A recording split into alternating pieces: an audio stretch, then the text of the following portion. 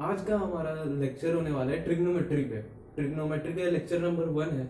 हम डिस्कस करने वाले हैं ट्रिग्नोमेट्री चैप्टर के बारे में, कुछ बेसिक्स इस लेक्चर में जो हमारे आगे जाके काम आएंगे और 10th में बहुत इंपॉर्टेंट टॉपिक है। तो फिर शुरू करते हैं।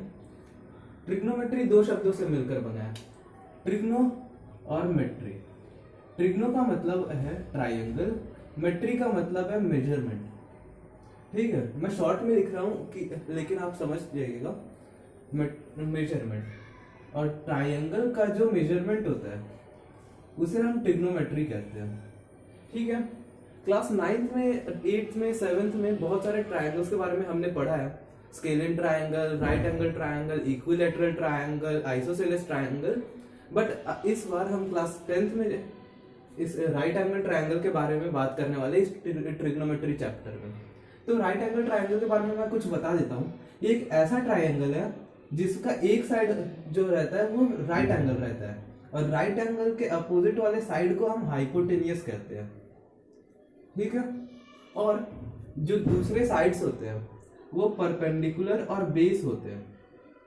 हाइपोटेनियस जो रहता है वो राइट एंगल ट्राइंगल में सबसे बड़ा साइड होता है, और ये जो परपेंडिकुलर और बेस है ये वैरी करते हैं कि कभी ये बेस हुआ तो ये परपेंडिकुलर होगा।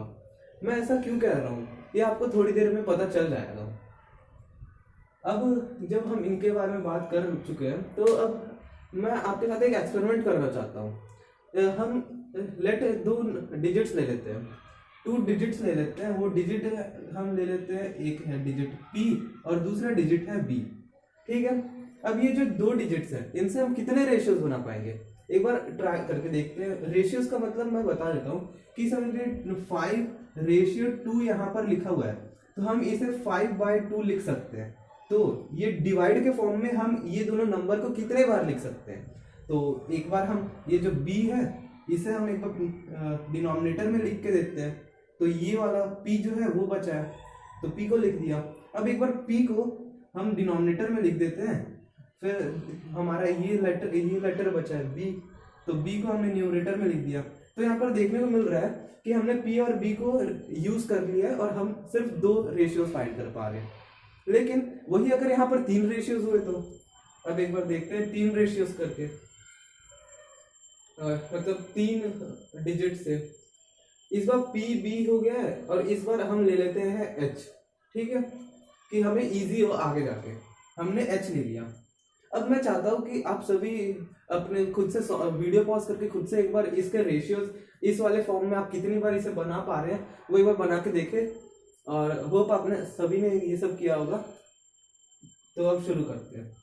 अब ये जो है हम पहले P जो है ना, P इसको हम बेस पे लिखेंगे, मतलब P को हमने डिनोमिनेटर में लिख दिया तो यहाँ पर H बचा है तो H न्यूमरेटर में लिख दिया।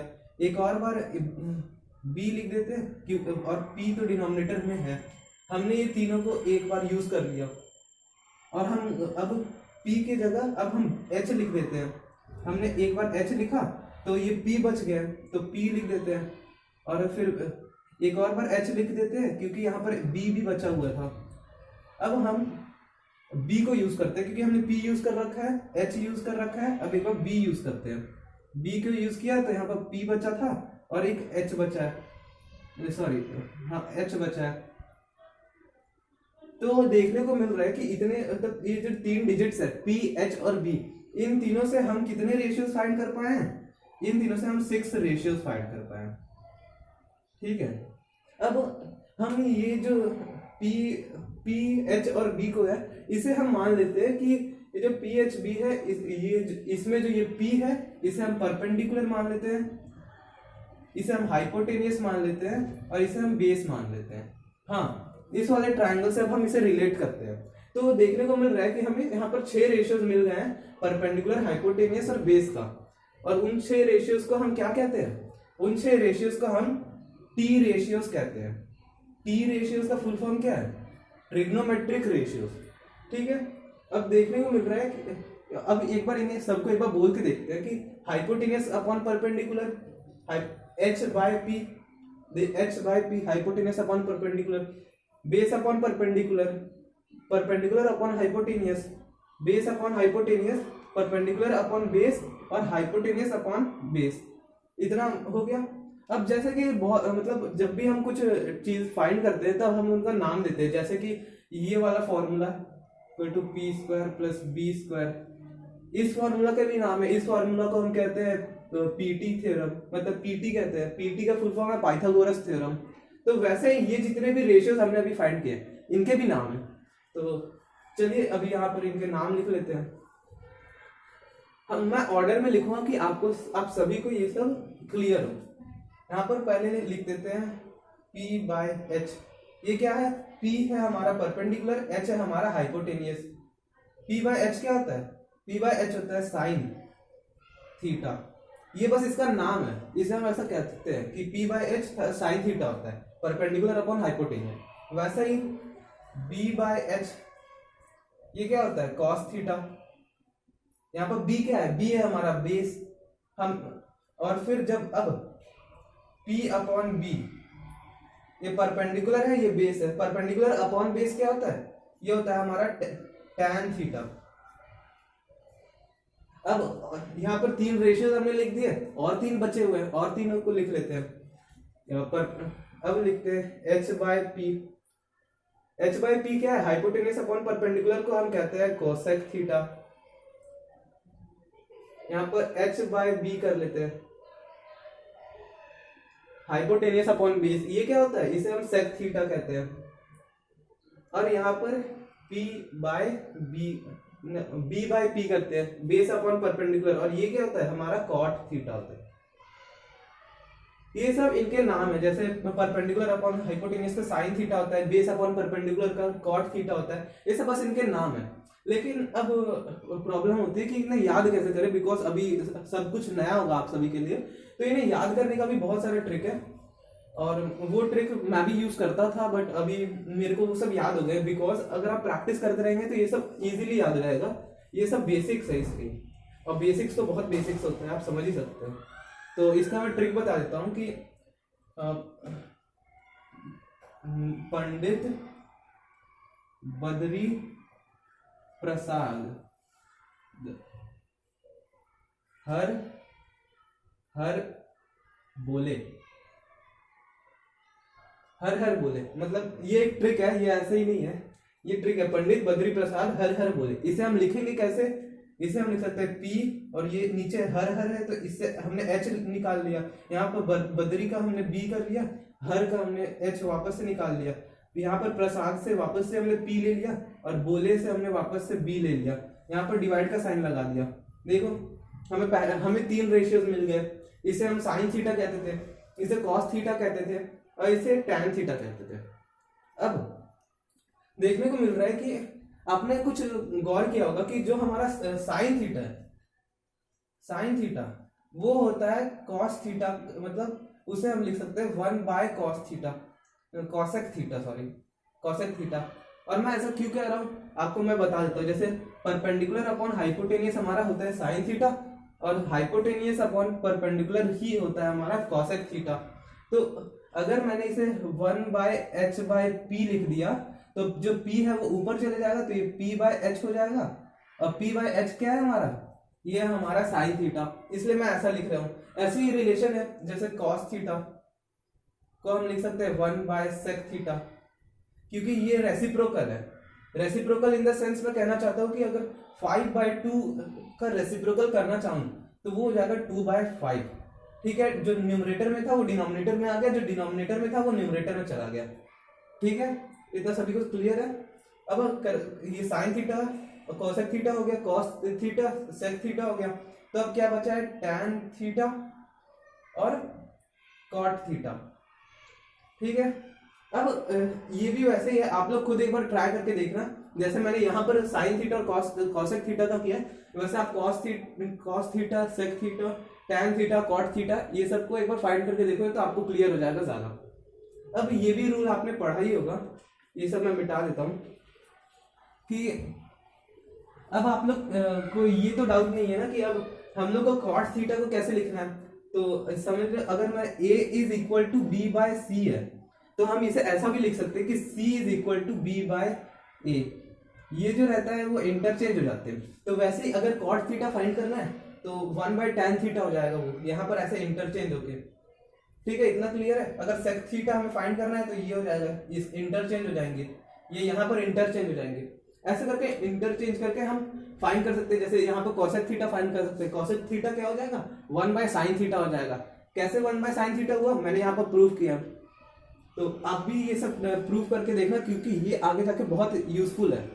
मैं अभी आधा आधा इसलिए कर रहा हूँ कि आप लोग भी कुछ मेहनत करें, जिससे आपके दिमाग में कुछ जाए भी। और हाँ, पेपर या फिर कॉपी और पेन लेकर नोट्स बनाते रहना, बिकॉज ये सब अगर देखते रहेंगे तो फिर नहीं होगा कुछ।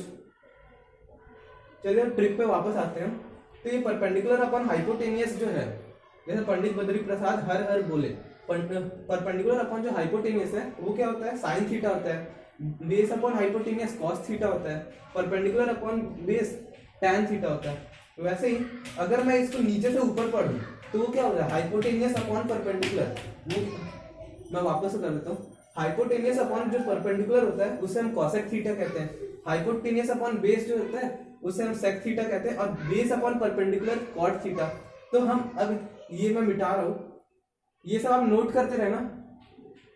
ये इसकी जगह मैं साइन लिख देता हूँ, साइन थीटा। यहाँ पर बद्री की जगह कॉस, मैं ये सब पूरा लिख लेता हूँ एक बार, कॉस थीटा। यहाँ पर टैन थीटा। और नीचे यहाँ पर जितने भी ये जो नाम थे इनकी जगह मैं दूसरे नाम लिख देता हूँ। जैसे यहाँ पर ये हो जाएगा कॉसेक थीटा, ये हो जाएगा सेक थीटा, ये हो जाएगा कॉट थीटा। मैंने ऐसा क्यों लिखा मैं बता देता हूँ, क्योंकि ऊपर से नीचे अगर हम जाएंगे तो वो साइन थीटा हो जाएगा। वही अगर हम नीचे से ऊपर जाएंगे तो हाइपोटेनियस अपॉन परपेंडिकुलर करेंगे तो वो कॉसेक थीटा हो जाएगा। सिमिलरली हम यहाँ पर भी देख सकते हैं, अगर हम बेस अपॉन हाइपोटेनियस करेंगे, ऊपर से नीचे आएंगे तो वो कॉसेक हो जाएगा, कॉस थीटा हो जाएगा। और हम नीचे से ऊपर जाएंगे तो वो सेक थीटा हो जाएगा। सिमिलरली यहाँ पर टैन में भी वैसे ही, ऊपर से नीचे परपेंडिकुलर अपॉन बेस करेंगे तो वो टैन थीटा होगा, नीचे से ऊपर यानी बेस अपॉन परपेंडिकुलर किए तो वो कॉट थीटा हो जाएगा। इतना सभी को क्लियर है? हाँ, ये और ये जो ट्रिक है, ये वाला जो बॉक्स है, आप इसे नोट कर सकते हैं बिकॉज ये इंपॉर्टेंट है। आपको फिर कंफ्यूजन नहीं होगा कि कौन सा कॉट थीटा होता है, कॉस थीटा क्या होता है, sine theta perpendicular upon hypotenuse होता है या नहीं होता है, ऐसे ही। अब हम दूसरे टॉपिक पे जाते हैं कि जैसे हम अगर एक क्वेश्चंस में दे दिए कि अब इसमें साइन थीटा कॉस थीटा कैसे फाइंड करना है, हम क्वेश्चन कुछ सॉल्व करते हैं जिससे आपको ज्यादा क्लियर होगा मैं क्या बोलने वाला हूँ। तो समझिए यहाँ पर मैंने एक क्वेश्चन दे दिया है, जैसे कि एक ट्राइंगल है ABC। ये कौन सा ट्राइंगल है, ये राइट एंगल ट्राइंगल है, ठीक है। अब इसका एक साइड है जिसे हम हाइपोटेनस कहते हैं। राइट एंगल वाले मैंने यहाँ पर बताया, जो राइट एंगल के अपोजिट वाला साइड होता है उसे हम हाइपोटेनियस कहते हैं। तो इसके अपोजिट वाला साइड हाइपोटेनियस हो गया, और ये हाइपोटेनियस की वैल्यू दी हुई है 5 सेंटीमीटर, ठीक है। अब यहाँ पर दी हुई है कि यहाँ पर फाइंड करना है, ये 3 सेंटीमीटर है और ये 4 सेंटीमीटर है, BC 4 सेंटीमीटर है। अब हमें फाइंड करना है कि साइन ए क्या होगा। यहाँ पर angles sign A, cos A, ठीक है, और यहाँ पर साइन सी और कॉस सी, ठीक है। अब आप लोग, मैं चाहता हूं कि आप लोग वीडियो पॉज करके एक बार सॉल्व करके देखें कि साइन ए को कैसे लिखना है। साइन ए को मतलब कह सकते हैं परपेंडिकुलर अपॉन हाइपोटेनियस। तो साइन ए के लिए परपेंडिकुलर क्या है, हाइपोटेनियस क्या है।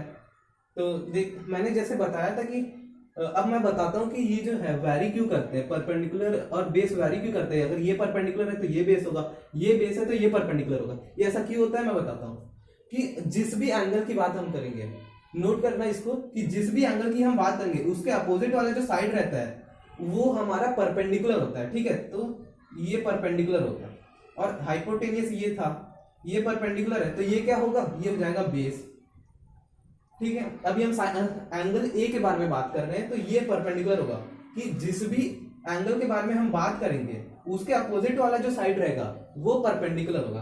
तो साइन ए के लिए परपेंडिकुलर क्या है, 4, मतलब परपेंडिकुलर BC है, तो यहाँ पर BC लिख देते हैं। और हाइपोटेनियस क्या है, AC है। BC की वैल्यू गिवन है 4 और हाइपोटेनियस की वैल्यू गिवन है 5। अब कुछ बच्चों को कुछ लोगों को डाउट होता है कि ये जो 4 सेंटीमीटर बाय 5 सेंटीमीटर क्यों नहीं लिख सकते, बिकॉज आप ऐसे लिखो या ऐसे लिखो ज्यादा फर्क नहीं पड़ता है। ये जो है सेंटीमीटर, ये तो कटना ही है, यूनिट है, और रेशियोज हमेशा यूनिटलेस होते हैं। हम क्या ये सब जो डिस्कस कर रहे हैं वो रेशियोज है, इसलिए वो यूनिटलेस होते हैं। तो आप लोग प्रेफर ये करना कि आप कभी भी ये 4 सेंटीमीटर बाय 5 सेंटीमीटर ऐसे ना लिखे, ठीक है। आप प्रेफर ये वाला करना कि आप हमेशा ऐसे ही लिखो। अब आगे जाते हैं, ये cos a का मैं यहाँ पर सॉल्व कर देता हूँ। cos a क्या होगा, cos a क्या होता है, बेस अपॉन हाइपोटेनियस होता है। यहाँ पर बेस क्या है, मैं वापस से बता देता हूँ। cos a क्या होता है, बेस अपॉन हाइपोटेनियस होता है। यहाँ पर बेस क्या है, 3 सेंटीमीटर है, जो कि हमारा ए बी है। तो लिखते हैं ए बी, हाइपोटेनियस ए सी, इनकी वैल्यू लिख देते हैं। इसकी वैल्यू है 3, इसकी वैल्यू है 5, ठीक है। ये क्या हो गया, ये है हमारा cos a। अब साइन सी का बात करते हैं। साइन सी क्या होता है, जैसे मैंने बताया था कि जिस भी एंगल की बात करेंगे उसके अपोजिट साइड वाला परपेंडिकुलर होगा। तो इस केस में हम एंगल सी के बारे में बात करेंगे, तो इसके अपोजिट वाला इस केस में अब हो जाएगा परपेंडिकुलर। तो यहाँ पर परपेंडिकुलर लिख लेते हैं, और ये जो है इसे हम बेस कर लेंगे, ये बेस हो जाएगा, ठीक है। हम एंगल सी की बात कर रहे हैं तो ये परपेंडिकुलर होगा। अगर हम एंगल ए की बात कर रहे हैं तो उसके अपोजिट वाला बीसी जो है वो परपेंडिकुलर हो जाएगा। तो अभी एंगल सी के बारे में बात कर रहे हैं, ये एंगल सी है। यहाँ पर साइन क्या होता है, परपेंडिकुलर अपॉन हाइपोटेनियस। परपेंडिकुलर क्या है, यहाँ पर परपेंडिकुलर ए बी है, और हाइपोटेनियस तो हमेशा सेम रहेगा 90 डिग्री के अपोजिट वाला, तो इसमें कोई कंफ्यूजन नहीं होना चाहिए, ए सी। अब इसकी वैल्यू पुट कर देते हैं। ए बी की वैल्यू क्या है 3, यहाँ पर 5। अब cos सी क्या होगा, बेस अपॉन हाइपोटेनियस होगा। यहाँ पर बेस एंगल सी के लिए बेस कौन सा है, एंगल सी के लिए 4 मतलब बी सी बेस है, तो हम लिख सकते हैं बी सी बाय ए सी, ये हो गया 4/5। यहाँ तक मेरे को लगता है कि अभी सभी को क्लियर हो गया होगा कि मैं कहना क्या चाहता हूँ। यहाँ पर sign A, cos A, sign C, cos सी के बारे में हमने डिस्कस किया है। मैं चाहता हूँ कि आप सभी लोग tan A, cot A, cot C और साइन मतलब सेक सी, मतलब ऐसे जितने भी मैंने यहाँ पर कॉस और साइन को डिस्कस किया है, मैं चाहता हूँ यहाँ पर मतलब जितने भी रेशियोज बच गए दोनों एंगल का आप करके देखें, ठीक है। इतना आप सभी लोग कर लेना। और अब हम कुछ डिस्कस करने वाले हैं, वो है आइडेंटिटीज के बारे में। हमने क्लास 9th में भी पढ़ा है आइडेंटिटीज, बहुत सारे टाइप्स का आइडेंटिटीज पढ़े, जैसे a + b whole square is equal to a² + b² + 2ab। तो वैसे ही ट्रिग्नोमेट्री में भी कुछ आइडेंटिटीज होते हैं जिन्हें हम ट्रिग्नोमेट्रिक आइडेंटिटीज कहते हैं। हाँ, हम आइडेंटिटीज के बारे में बात कर रहे थे। तो जो आइडेंटिटीज है हमने बहुत सारे पढ़ रखे हैं, तो इस बार हम पढ़ने वाले ट्रिग्नोमेट्रिक आइडेंटिटीज क्लास 10th में। तो ट्रिग्नोमेट्रिक आइडेंटिटीज बनाने के लिए, जैसे कि आप सभी को पता है कि आइडेंटिटीज जो रहते हैं वो डिराइव किए जाते हैं। तो हम एक लेने वाले हैं, हम एक फॉर्मूला लेने वाले हैं जो राइट एंगल ट्रायंगल के लिए बहुत इंपॉर्टेंट होता है। जैसे कि आप सभी ने सुना होगा p² + b² is equal to h²। ये कौन सा फॉर्मूला है, ये पाइथागोरस थ्योरम है, ठीक है। ये जो पाइथागोरस थ्योरम है, इनसे हम 3 आइडेंटिटीज जो मोस्ट इंपॉर्टेंट आइडेंटिटीज है उन्हें डिस्कस करने वाले हैं। तो हम इन सभी को डिराइव करते हैं, जो 3 आइडेंटिटीज बताने वाला हूँ मैं सॉरी यार, बैकग्राउंड नॉइज को आप लोग इग्नोर कर सकते हो तो कर लेना प्लीज, मेरी हम्बल रिक्वेस्ट है। ये जो पहले हम ना ये जो है ना, मेरा दिमाग खराब हो गया। ये जो फॉर्मूला है इसे हम डिवाइड करते हैं, पहले p² से डिवाइड करते हैं, ठीक है। ये सभी को p² से डिवाइड कर दिया, इसे भी p² से डिवाइड कर दिया, इसे भी p² से डिवाइड कर दिया। तो यहाँ पर देखने को मिल रहा है जो p² है, ये p² है, सेम वैल्यूज है तो कट जाएंगी। ये तो सभी ने पढ़ा होगा, a/a इज इक्वल टू 1 या 5/5 इज इक्वल टू 1, तो इसमें डाउट नहीं होना चाहिए। और ये जो b²/p² है, मैं इसे ऐसा लिख सकता हूँ b/p का होल स्क्वायर। मैं ऐसा क्यों कह रहा हूँ, क्योंकि ये एक हम ऐसा कर सकते हैं, ए स्क्वायर बाय बी स्क्वायर हुआ तो ए बाय बी का होल स्क्वायर, ऐसा हम लिखते हैं। और फिर इक्वल टू क्या है, एच यहाँ पर +1 है, ठीक है।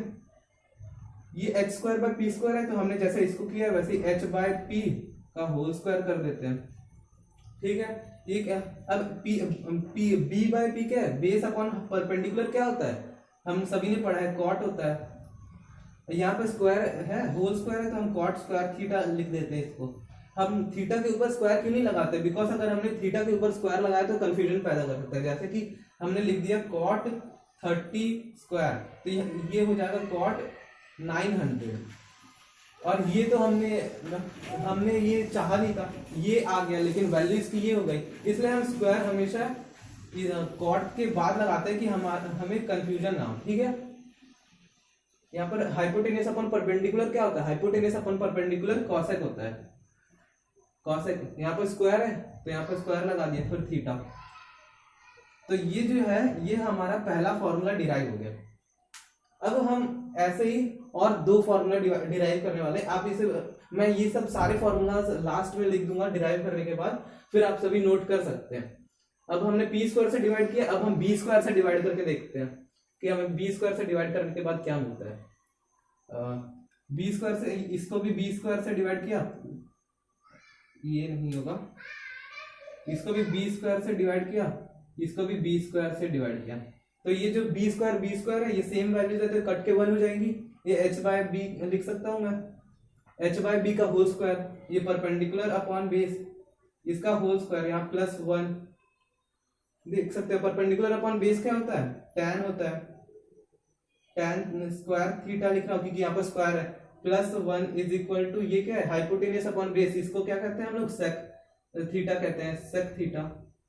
सेक थीटा के ऊपर स्क्वायर लगा, मतलब हाइपोटेनस अपॉन बेस के ऊपर होल स्क्वायर लगा है, तो यहाँ पर भी स्क्वायर लगा के थीटा कर दिया। ये क्या हो गया, ये हमारा दूसरा फॉर्मूला, सॉरी दूसरा आइडेंटिटी, जो ट्रिग्नोमेट्रिक आइडेंटिटी है वो डिराइव हो गया। अब हमने बी स्क्वायर से डिवाइड कर रखा है, पी स्क्वायर से डिवाइड कर रखा है, अब एच स्क्वायर से डिवाइड करने की बारी आती है। तो चलिए अब एच स्क्वायर से भी डिवाइड करके देख लेते हैं कि हमें क्या मिलता है। ये एच स्क्वायर से डिवाइड किया, फिर यहाँ पर भी एच स्क्वायर से डिवाइड किया, यहाँ भी एच स्क्वायर से डिवाइड किया, सेम वैल्यूज है तो कट के क्या हो जाएंगी, 1 हो जाएंगी, तो इक्वल टू के बाद 1 लगा दिया। बेस ऑफ स्क्वायर मतलब B square divided by H square है, तो यहाँ पर बी बाय एच का होल स्क्वायर लिख सकता हूँ मैं।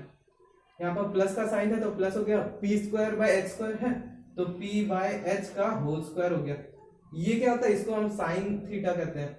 साइन मतलब पी बाय एच के ऊपर होल स्क्वायर है तो यहाँ पर साइन स्क्वायर थीटा हो जाएगा, प्लस ये बेस अपॉन हाइपोटेनस क्या होता है, कॉट मतलब कॉस होता है, इसके ऊपर स्क्वायर लगा हुआ था, कॉस स्क्वायर हो गया। अब यहाँ पर 1 था तो 1 लिख दिया। ये हमारा तीसरा आइडेंटिटी डिराइव हो गया। अब मैं सारे जितने भी आइडेंटिटीज मैंने लिखे वो सभी को मैं एक जगह लिख देता हूँ जिससे आप नोट कर सकते हैं, बिकॉज ये जो आइडेंटिटीज है बहुत इंपॉर्टेंट आइडेंटिटीज है। ये हमारा पहला आइडेंटिटी आप कर लीजिए, इसको हम पहला आइडेंटिटी कहेंगे। ये जो cosec square is equal to 1 plus cot square theta, ये एक हो गया। और यहाँ पर sec square theta is equal to 1 plus tan square theta. अब ये जो तीनों है इन्हें आपको याद करना पड़ेगा क्योंकि ये बहुत इंपॉर्टेंट है। आगे जाके जब हम एक्सरसाइज में क्वेश्चन सॉल्व करेंगे तो बहुत काम आएंगे ये सब। और मैं एक और चीज बता दूं कि हम ये जो ट्रिग्नोमेट्री चैप्टर है हम ये 3 वीडियो लेक्चर्स में खत्म करेंगे।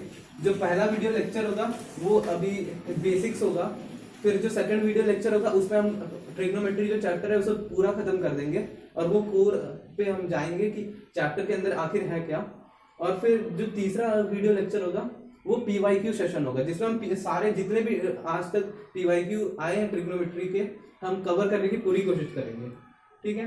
अब ये सबको याद कैसे करना है, ये तो बहुत आसान है, sine square plus cos square is equal to 1। अब ये दोनों में कुछ कॉमन लग रहा है, जैसे कि 1 के बाद कॉट स्क्वायर है और कॉट स्क्वायर का उल्टा क्या है, tan स्क्वायर। बस ये एक ट्रिक है, मतलब अब कुछ भी समझ लीजिए बिकॉज आपको याद करने के लिए कुछ तो माइंड में होना चाहिए। इसलिए तो 1 प्लस कॉट स्क्वायर होता है कोसेक में और सेक स्क्वायर में क्या होता है 1 प्लस tan स्क्वायर, उसका उल्टा। अब ये सारे चीजें आप सभी को याद करना है कि क्योंकि अब हम आगे जो क्वेश्चन सॉल्व करने वाले हैं PYQ सेशन में, उसमें ये सब बहुत ज्यादा यूज होंगे। होप आप सभी ने मतलब यहाँ तक देखा होगा, और यहाँ तक जितने भी लोगों ने देखा है, थैंक्स फॉर वॉचिंग। और यहाँ पर सभी को समझ आ गया होगा कि मैंने आज क्या क्या बताया है। मैं चाहता हूँ कि आप लोग कुछ क्वेश्चन सॉल्व करें। जो हमारा एक्सरसाइज है NCERT का, एक्सरसाइज 1 है, आप उसे सॉल्व कर सकते हैं इस वीडियो लेक्चर के बाद। और आज के लिए इतना ही, हम अगले वीडियो लेक्चर में मिलते हैं ट्रिग्नोमेट्री के सेकंड लेक्चर पे।